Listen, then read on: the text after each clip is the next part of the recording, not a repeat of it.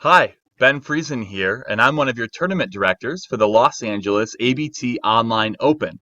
I'm also a board member for the U.S. Backgammon Federation and the chief of tournament support for the U.S. BGF. I'm here today to show you the process for playing a match in the Los Angeles ABT Online Open. So, to start, you'll go to the bracket, and that is in challonge.com. So I will go to challonge.com. Now, once I get to Challonge, if I am not already logged in, I will have to do that. So I'm going to do that now. And I'm going to just click login. My information was already populated there. And now, because I've been added to the bracket, I see here this Los Angeles Online Open Division. So I'm going to click on that tournament. And I see that I am in the bracket here, and I'm paired up against Carrie Horty. Now, when I look at the pairing, each pairing has my name, an underscore, or the player's name, and then an underscore, and then their name on Skype, which is going to be our primary communication tool for the tournament. And then it has an underscore and their name on Gridgammon, which is our required playing site for the tournament. Now, when I see this pairing, I know that I play Carrie Horty, and so I need to contact him on Skype. To do that, I need to see his Skype name, which is between the underscores. Now, as you can see here, right now I can only see one underscore, and there may be more information to the right of that Skype name. So what I'll do, there's two ways that I can look at the information. I can either click on this magnifying glass on the right, where I do see the full name, including his Gridgammon name, or in case that also cuts off the name, I can go up here at the top to the Standings tab, and this will give me a full player list. And so here I see Carrie Horty underscore live Carrie Horty underscore CGH31. And between the underscores is the Skype name. So I'm going to go ahead and copy that Skype name. I could also type it manually. And then I'm going to open Skype, which I will do now.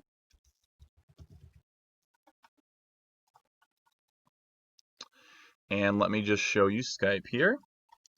And so here I'm going to search for that name. So I'm going to type live Carrie Horty. And now I have already chatted with Carrie Horty, so it's going to show me this window with a wave. Now, if I hadn't already chatted with Carrie, it would look something like this. I will search for John Smith. And what I would see instead is this no mutual contacts and say hi. Now, when you first contact someone in the tournament, they will have to accept your invite. And the same goes the other way. So both players, you and your opponent, should go to the bracket, find your opponent's Skype name, and say hi, or accept the invite if your opponent has already done that. Once you do this, you'll contact your opponent, and I will say hello again, and we will start a video call. So I'm going to go ahead and start that video call now.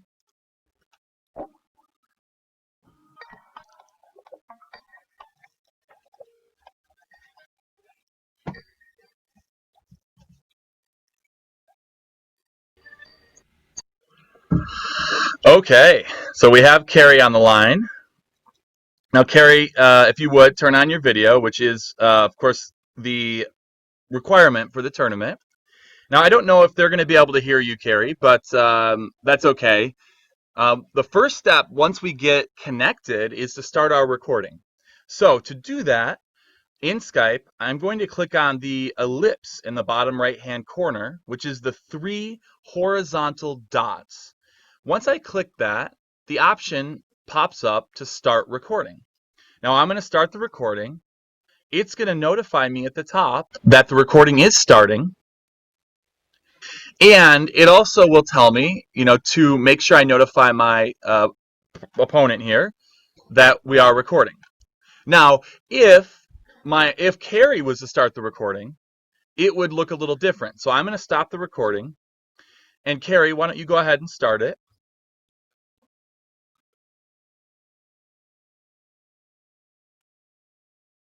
So now I just was notified that Carrie is recording the call, and I can no longer start the recording myself. Now, this was a recent change, so if you were trained prior to this update to Skype, we would have instructed you to ensure that you also start the recording. That won't happen now. Now it's just one player has to start the recording, and the other one should just verify that it's been started. So we've got the recording going. Now it's time to play the match. So I'm going to ask Carrie what his nickname is, and I'm going to navigate to Grid Gammon and find him. And so Carrie is CGH31. So I'm getting logged in here. And as you can see, Skype keeps this window open with Carrie on top. Now, this window could potentially be blocking the board depending on where it's at. So you'll want to move this window around to wherever you are comfortable with it. If you find it to be distracting and you don't want to watch it at all, that's okay too. You can just move it to the right or to the bottom until the video is gone. You should always leave your audio on, and you should always leave your video on. But that doesn't mean you have to watch it.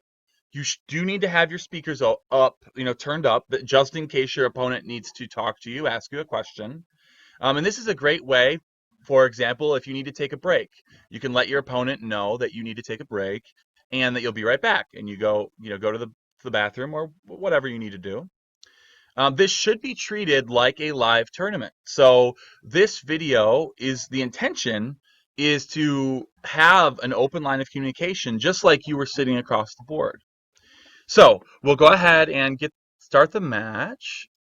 So I am going to hide the video for now. And so I see here CGH31. I, of course, am going to set myself to ready, and I'm going to invite Carrie to an 11-point match. Now, how do I know it's an 11-point match? Well, all of our match lengths are listed on the website and in the rules, but I also can go to Challonge, where the brackets are, and we'll see in the bracket match lengths. Now, I did not post them yet, but this round one will say round one, and then it will have a start time, and it will have a match length. And that's how I can be sure that I'm playing the appropriate match length.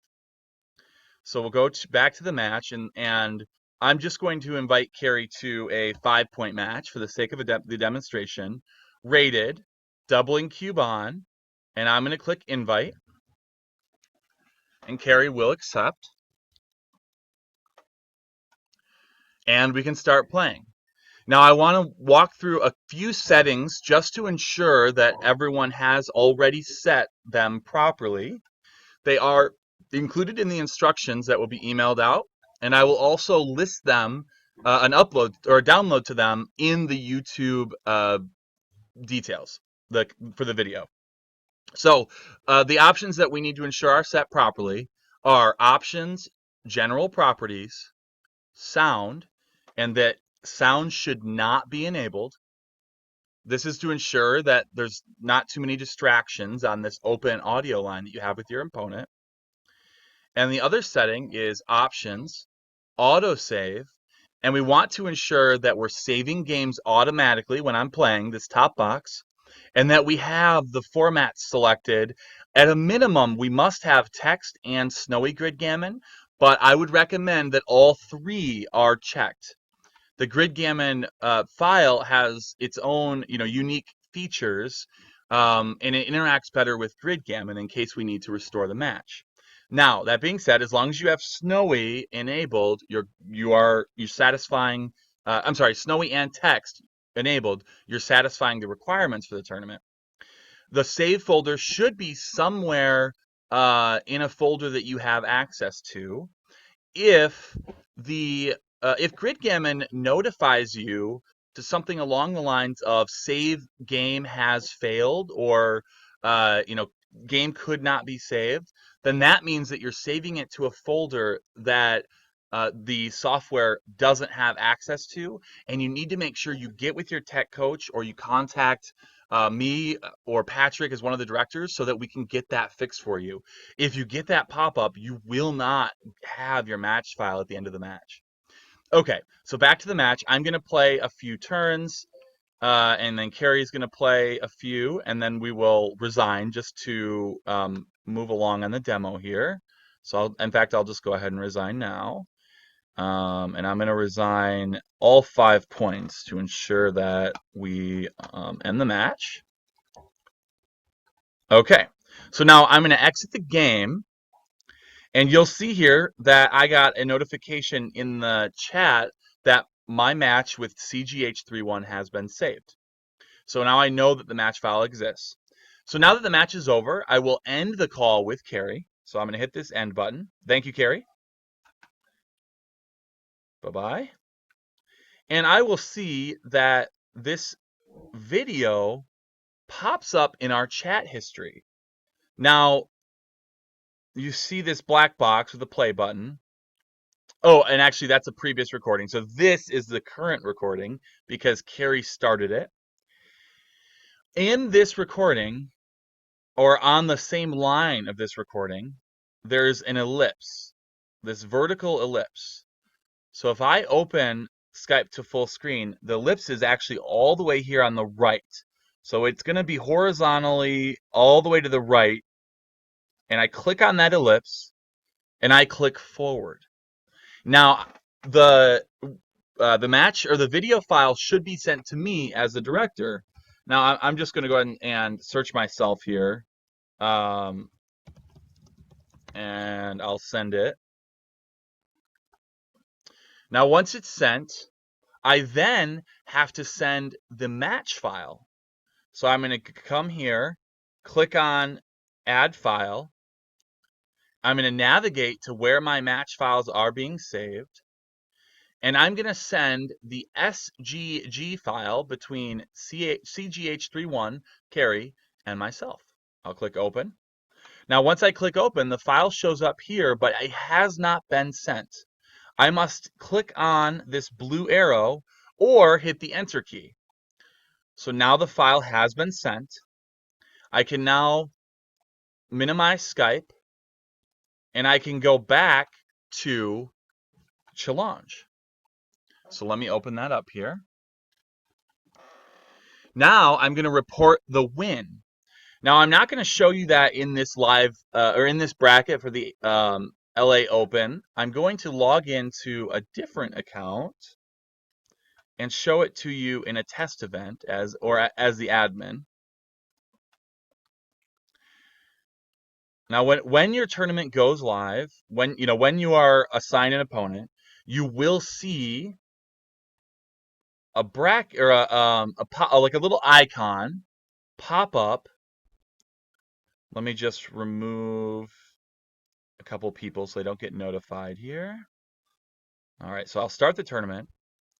And now I will see, let's say I was player 33, I will see this icon to the right of the match that says report scores. So when I click on that, I get this pop-up that says verify the winner. Now let's say I'm player 33 and I won. I'll click on player 33 and I will move to the right in the bracket.